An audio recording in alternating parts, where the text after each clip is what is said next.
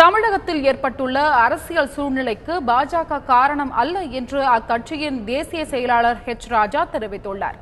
அதிமுக எம்எல்ஏக்கள் தங்குவதற்கு சொகுசு விடுதியை ஏற்பாடு செய்தது தமிழ்நாடு காங்கிரஸ் கட்சி தலைவர் திருநாவுக்கரசர் தான் என்று தகவல் வெளியாகியுள்ளதாகவும் அவர் குறிப்பிட்டுள்ளார். திருநாவுக்கரசர் என்ன சொன்னார்? நான் அதிமுகவில் இருந்திருந்தால் நான் முதல்வராயிருப்பேன்னு. ஸோ இப்போ முதல்வர் கனவு த்ரூ அதிமுக பின்கதவு யாருக்கு இருக்குது? சூத்துருக்கு இருக்குது. பிஜேபியில் யாரும் அப்படி சொல்லலை.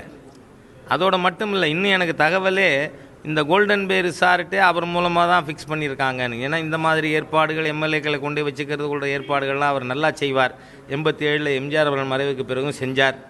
அதனால் இதுலேயும் அவர் கை இருக்குன்னு தான் சொல்கிறாங்க. இதில் பிஜேபியோட கை எதுவும் இல்லை. கோல்டன் பே ரிசார்ட்டை நாங்களாக ஏற்பாடு பண்ணியிருக்கோம். அதனால் இதில் பிஜேபிக்கு முன்கதவா பின்கதவாங்கிறதே பிரச்சனை இல்லை. எந்த பிரச்சனையிலையும் நாங்கள் தலையிடலை. ஆனால் ஒவ்வொரு தரமும் பேசி கொண்டிருப்பது அவர் தான்.